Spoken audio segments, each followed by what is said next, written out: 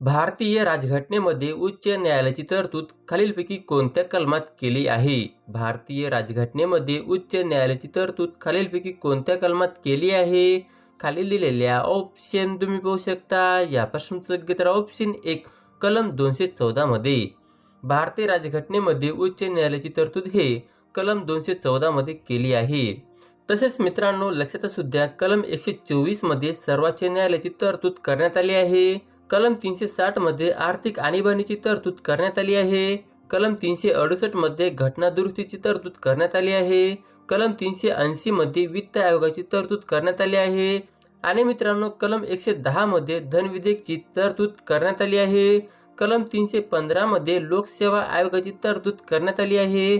आणि मित्रांनो कलम 324 मध्ये निर्वाचन आयोगाची तरतूद करण्यात आली आहे. लक्षात असू द्या मित्रांनो, महत्त्वाचा टॉपिक आहे. या टॉपिकवर अनेक वेळा स्पर्धा परीक्षेमध्ये प्रश्न विचारलेला आहे. प्रश्न असा विचारण्यात आलेला आहे, भारतीय राज्यघटनेमध्ये घटना दुरुस्तीची तरतूद कोणत्या कलमात केली आहे? तर त्याचा योग्य तर असणार आहे कलम 368 मध्ये. पुढील प्रश्न आहे, खालीलपैकी मुंबई या द्विभाषिक राज्याची निर्मिती कोणत्या दिवशी झाली? खालीलपैकी मुंबई या द्विभाषिक राज्याची निर्मिती कोणत्या दिवशी झाली? खाली दिलेल्या ऑप्शन तुम्ही पाहू शकता. यापासून योग्य तर ऑप्शन 4 1 नोव्हेंबर 1956 साली. मुंबई या द्विभाषिक राज्याची निर्मिती हे 1 नोव्हेंबर 1956 साली झाली. पुढील प्रश्न आहे, खालीलपैकी कोणते भारतीय राज्य सर्वात कमी लोकसंख्येचे आहे? खालीलपैकी कोणते भारतीय राज्य सर्वात कमी लोकसंख्येचे आहे? खूपच महत्त्वाचा प्रश्न आहे मित्रांनो. खाली दिलेल्या ऑप्शन तुम्ही पाहू शकता. यापासून योग्य तर ऑप्शन 4 सिक्कीम. सिक्कीम हे भारतीय राज्य सर्वात कमी लोकसंख्येचे आहे. तसेच मित्रांनो भारतातील सर्वाधिक लोकसंख्येचे राज्य कोणकोणते आहेत हे पण लक्षात असू द्या. 1 उत्तर प्रदेश, 2 महाराष्ट्र, 3 बिहार. तसेच मित्रांनो भारतातील सर्वात कमी लोकसंख्येचे राज्य कोणकोणते आहेत हे पण लक्षात असू द्या. 1 सिक्कीम, 2 मिझोराम, 3 अरुणाचल प्रदेश. लक्षात असू द्या मित्रांनो, महत्त्वाचा टॉपिक आहे. या टॉपिकवर सुद्धा अनेक वेळा स्पर्धा परीक्षेमध्ये प्रश्न विचारलेला आहे. त्यासाठी हा टॉपिक तुम्ही नोट डाऊनच करून घ्या. पुढील प्रश्न आहे, श श स या वर्णांना काय म्हणतात? श श स या वर्णांना काय म्हणतात? खालील दिलेल्या ऑप्शन तुम्ही पाहू शकता. यापासून योग्य तर ऑप्शन 1 उष्मे. श श आणि स या वर्णांना उष्मे असे म्हणतात. पुढील प्रश्न आहे, कोणत्या पर्वताला महाराष्ट्राचा एव्हरेस्ट म्हणून ओळखले जाते? कोणत्या पर्वताला महाराष्ट्राचा एव्हरेस्ट म्हणून ओळखले जाते? खाली दिलेल्या ऑप्शन तुम्ही पाहू शकता. यापासून योग्य तर ऑप्शन 3 कळसुबाई. कळसुबाई या शिखराला महाराष्ट्राचा एव्हरेस्ट म्हणून ओळखले जाते. तसेच मित्रांनो कळसुबाई या शिखराबद्दल काही महत्त्वाची माहिती ते पण बघूया. कळसुबाई या शिखराचे ठिकाण आहे अकोले या तालुक्यात, अहमदनगर या जिल्ह्यामध्ये. आणि याची एकूण उंची आहे 1646 मीटर, म्हणजेच मित्रांनो 5400 फूट. तसेच मित्रांनो कळसुबाई हे शिखर सह्याद्री पर्वतातील आणि महाराष्ट्रातील सर्वात उंच शिखर आहे. कळसुबाई या शिखरावर कळसुबाई हरिश्चंद्रगड वन्यजीव अभयारण्य आहेत. लक्षात असू द्या मित्रांनो, महत्त्वाचा टॉपिक आहे. या टॉपिकवर सुद्धा अनेक वेळा स्पर्धा परीक्षेमध्ये प्रश्न विचारलेला आहे. प्रश्न असा विचारण्यात आलेला आहे, कळसुबाई या शिखराची उंची किती आहे?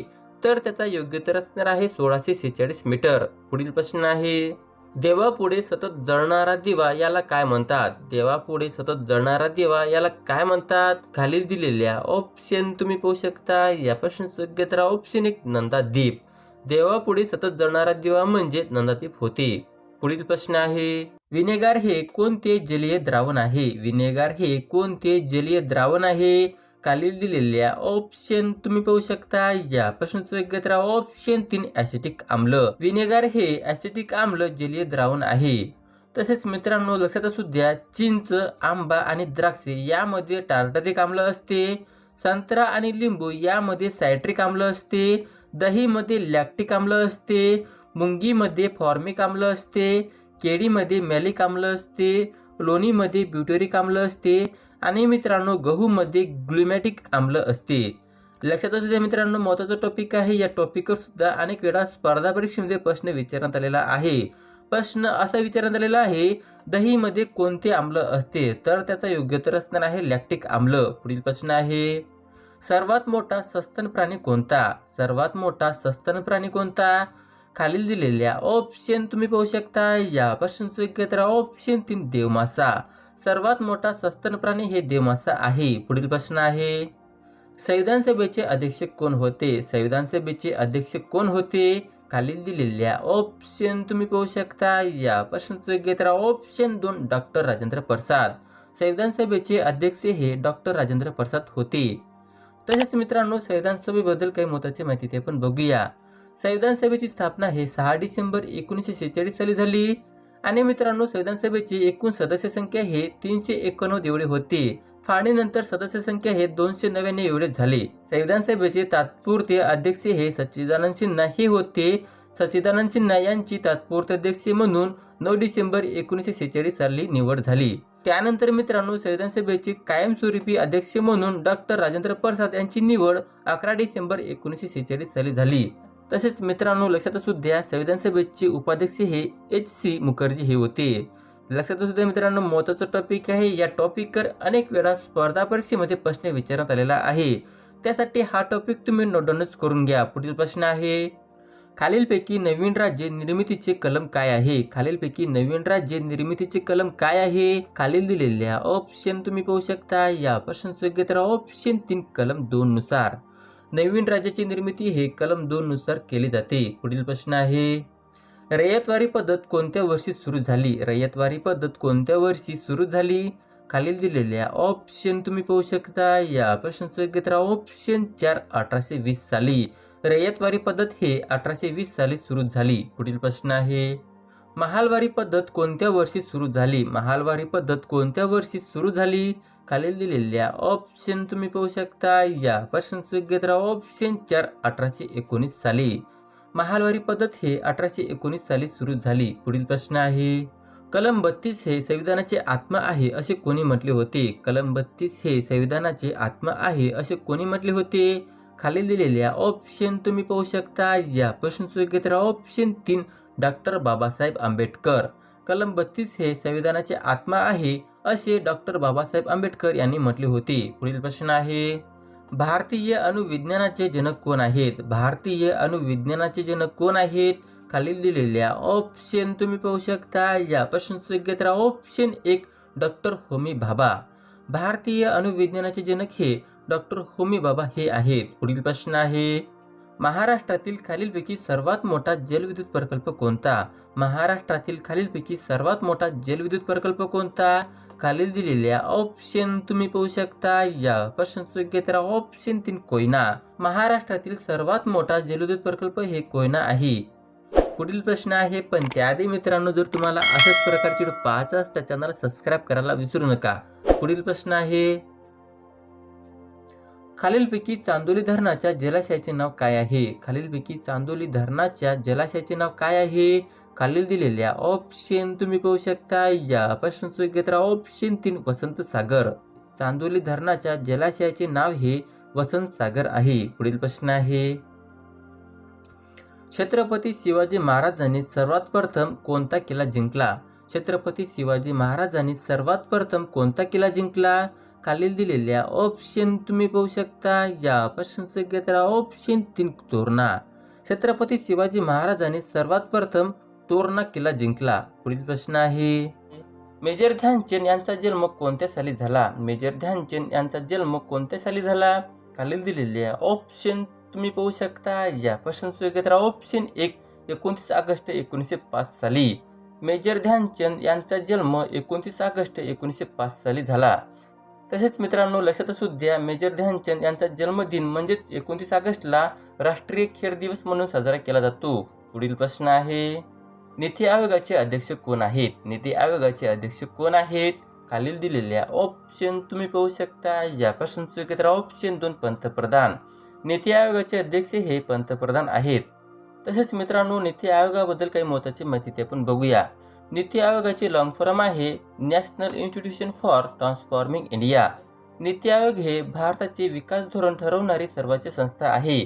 तसेच या आयोगाचे अध्यक्ष आहेत पंतप्रधान आणि उपाध्यक्ष आहेत डॉक्टर राजीव कुमार.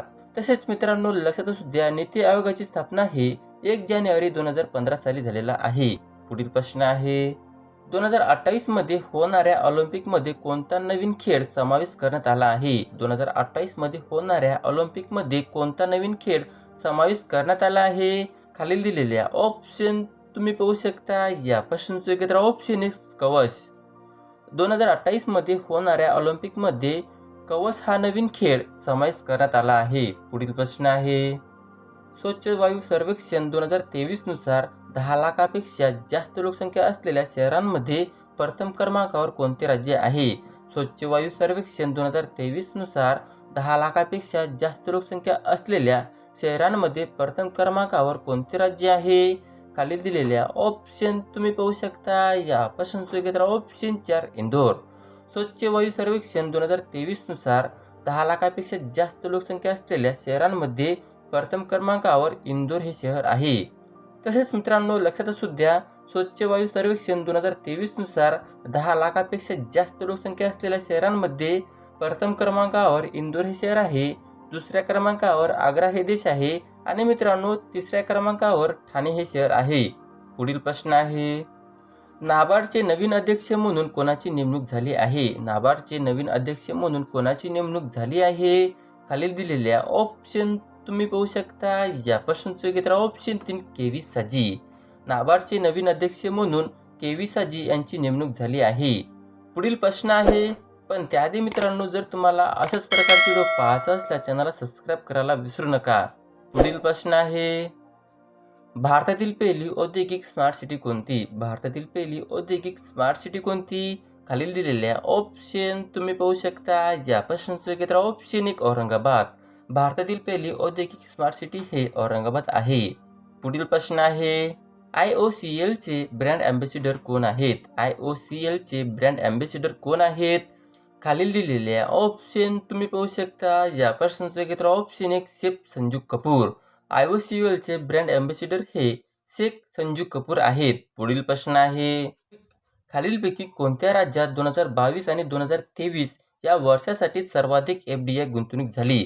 खालीलपैकी कोणत्या राज्यात 2022 आणि 2023 या वर्षासाठी सर्वाधिक FDI गुंतवणूक झाली?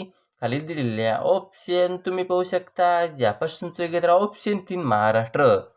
महाराष्ट्र या राज्यात 2022 आणि 2023 या वर्षासाठी सर्वाधिक FDI गुंतवणूक झाली. तसेच मित्रांनो लक्षात असू द्या, FDI चे लॉंग फॉर्म आहे फॉरेन डायरेक्ट इन्व्हेस्टमेंट. महाराष्ट्र राज्यात 2022 आणि 2023 या वर्षासाठी FDI गुंतवणूक हे 29% एवढी होती, तर कर्नाटक या राज्याची FDI गुंतवणूक हे 24% एवढी होती. गुजरात या राज्याची FDI गुंतवणूक हे 17% एवढी होती. दिल्ली या राज्याची FDI गुंतवणूक हे 13% एवढी होती. पुढील प्रश्न आहे, भारताची वाईन राजधानी म्हणून कोणते शहर ओळखले जाते? भारताची वाईन राजधानी म्हणून कोणते शहर ओळखले जाते? खालील दिलेल्या ऑप्शन तुम्ही पाहू शकता. या प्रश्नाचं योग्य उत्तर ऑप्शन 1 नाशिक. भारताची वाईन राजधानी म्हणून नाशिक या शहराला ओळखले जाते. तसेच मित्रांनो लक्षात असू द्या, सिलिकॉन व्हॅली ऑफ इंडिया म्हणून बेंगलुरू या शहराला ओळखले जाते, तर स्टील सिटी ऑफ महाराष्ट्र म्हणून जालना या शहराला ओळखले जाते. पुढील प्रश्न आहे, रिझर्व्ह बँक ऑफ इंडियाचे सध्याचे गव्हर्नर कोण आहेत? रिझर्व्ह बँक ऑफ इंडियाचे सध्याचे गव्हर्नर कोण आहेत? खालील दिलेल्या ऑप्शन तुम्ही पाहू शकता. या प्रश्नाचं योग्य उत्तर option 1 Shaktikanta Das. Reserve bank of इंडियाचे सध्याचे गव्हर्नर हे शक्तिकांत दास आहेत. तसेच मित्रांनो RBI या बँकेबद्दल काही महत्त्वाची माहिती ते पण बघूया. RBI या बँकेची स्थापना 1 एप्रिल 1935 साली झालेली आहे. RBI या बँकेची स्थापना हे RBI ॲक्ट 1934 नुसार करण्यात आलेली आहे. RBI या बँकेचे मुख्यालय हे मुंबई येथे आहे. तसेच मित्रांनो शक्तिकांत दास हे RBI चे 25वे गव्हर्नर आहेत. लक्षात असू द्या मित्रांनो, महत्त्वाचा टॉपिक आहे. या टॉपिकवर अनेक वेळा स्पर्धा परीक्षेमध्ये प्रश्न विचारण्यात आलेला आहे. त्यासाठी हा टॉपिक तुम्ही नोट डाऊन करून घ्या. पुढील प्रश्न आहे, महाराष्ट्रात मुख्यमंत्री पदावर सर्वाधिक काळ राहणारे व्यक्ती कोण? महाराष्ट्रात मुख्यमंत्री पदावर सर्वाधिक काळ राहणारे व्यक्ती कोण? खालील दिलेल्या ऑप्शन तुम्ही पाहू शकता. या प्रश्नाचं योग्य उत्तर ऑप्शन 2 वसंतराव नाईक. महाराष्ट्रात मुख्यमंत्री पदावर सर्वाधिक काळ राहणारे व्यक्ती हे वसंतराव नाईक आहेत. पुढील प्रश्न आहे, पोलिओमुळे शरीराच्या कोणत्या भागावर प्रामुख्याने परिणाम होतो? पोलिओमुळे शरीराच्या कोणत्या भागावर प्रामुख्याने परिणाम होतो? खालील दिलेल्या ऑप्शन तुम्ही पाहू शकता. या प्रश्नाचं योग्य उत्तर ऑप्शन 4 मज्जासंस्था. पोलिओमुळे शरीराच्या मज्जासंस्था या भागावर प्रामुख्याने परिणाम होतो. अशा प्रकारचा हा व्हिडिओ. तर मित्रांनो, जर तुम्हाला माझा व्हिडिओ आवडला असेल तर नक्की चॅनलला सबस्क्राईब करा.